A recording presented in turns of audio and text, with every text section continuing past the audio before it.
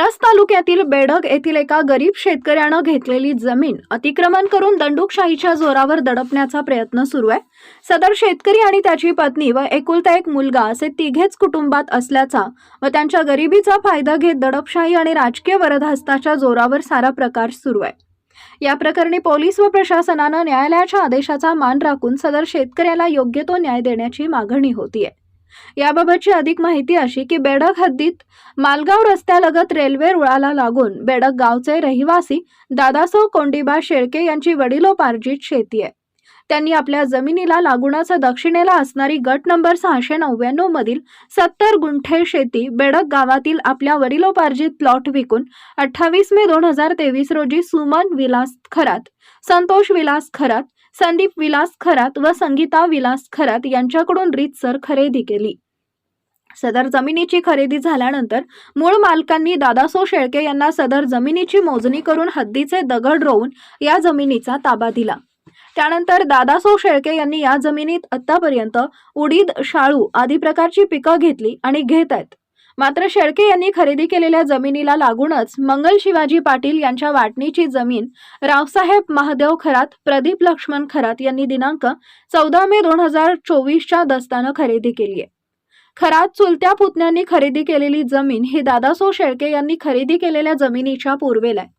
तशा प्रकारचा उल्लेख खरात यांनी खरेदी केलेल्या जमिनीच्या दस्तात आहे।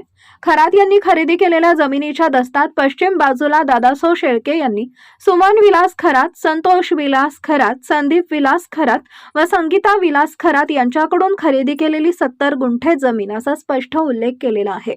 असं असताना खरात हे दादासाहेब शेळके यांनी खरेदी केलेल्या जमिनीत अतिक्रमण करून ती जमीन बळकावण्याचा प्रयत्न करत आहे, असा आरोप दादासाहेब शेळके यांनी केलाय।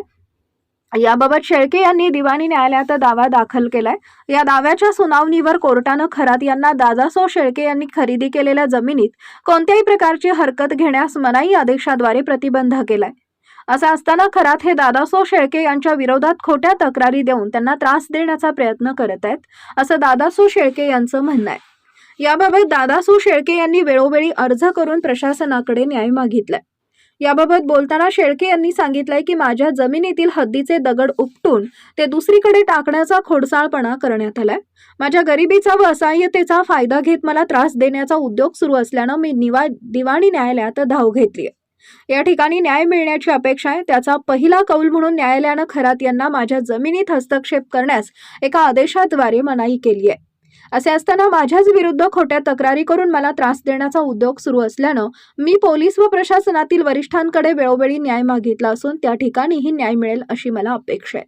मी शेतवस्तीत पत्नी व मुलांसह वास्तव्य करत असल्यानं या ठिकाणी आमच्या कुटुंबाच्या जीवितास धोका निर्माण होण्याची ही शक्यता आहे, त्याचा विचारही पोलीस प्रशासनानं करावा। याबाबतचा वाद गावातील प्रतिष्ठित व पंच मंडळींनी वर्षभरापूर्वी मिटवून दादासाहेब शेळके व खरात यांच्या जमिनीची वाटणी करून दिल्यानंतर वर्षभर दादासाहेब शेळके यांनी या जमिनीत मशागत करून पिकं घेतली। मात्र पुन्हा खरात बंधूंनी सध्या दादासाहेब शेळके यांच्या ताब्यात असलेल्या जमिनीत बेकायदेशीररित्या मशागत करून या जमिनीचा ताबा मिळवण्याचा प्रयत्न चालवलाय। दादासाहेब शेळके यांनी खरेदी केलेल्या या जमिनीत खरात बंधूंनी दंडेलशाही करून ही जमीन बळकावण्याचा प्रयत्न चालवल्यानं याबाबत मिरज ग्रामीण पोलीस ठाण्यात तक्रार दाखल झाल्यानंतर मिरज ग्रामीण पोलिसांनी घटनास्थळी येऊन पंचनामा केला। हा पंचनामा सुरू असताच खरात बंधूंनी मिरज ग्रामीण पोलीस ठाण्यात जाऊन दादासाहेब शेळके यांच्या विरुद्ध तक्रार देण्याचा प्रयत्न केलाय। हा संपूर्ण प्रकार म्हणजे एक प्रकारे दादासाहेब शेळके यांच्यावर अन्याय असल्याची भावना त्यांनी व्यक्त केली आहे। याबाबत बोलताना ते म्हणाले की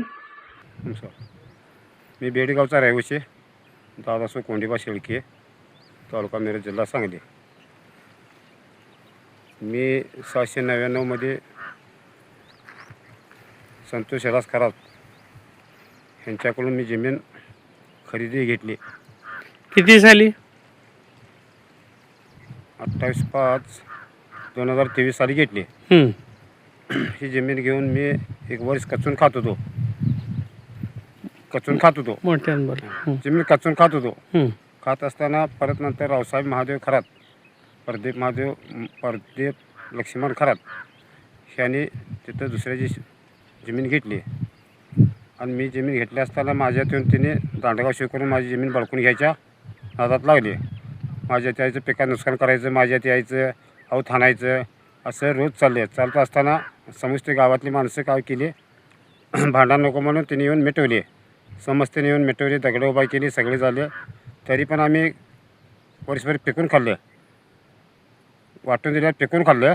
खाल्ल्यानंतर परत आणि आमच्यात यायचं, ट्रॅक्टर मारायचं, अवतं हाणायचे. आणि आम्ही सांगायला जाताना बाबा आम्ही सांगायला जाताना आम्हाला हाणमार त्यांनी करायला लागली. हाणमार करायला रावसाहेब महादेव खरात, प्रदीप लक्ष्मण खरात, भाऊसाहेब महादेव खरात, उमेश गोपाल खरात यांनी हाणमार करायचं. शेवरी काठी अंगावर घेऊन यायचं, शेवरी काठी मारायचं. आम्हाला हाणमार त्यांनी भरपूर केलं. आम्हाला इथं आम्हाला काय जगू देणार, ह्याचा आम्हाला काहीतरी गरिबाला न्याय मिळाला पाहिजे. म्हणजे तुमचा वाद मिटला असताना त्या जमिनीत पुन्हा त्याने मेहनत केली. हां, वाद मिटला असताना मेहनत केली. दत्तात्रय रो मोठे, हं, विठ्ठल गोविंदा कणशे हं, ह्या पंचांनी समस्त बसून हं, त्यांनी मिटवून हं, मध्य सेंटरला दगडं राहून आम्हाला दिले. हं.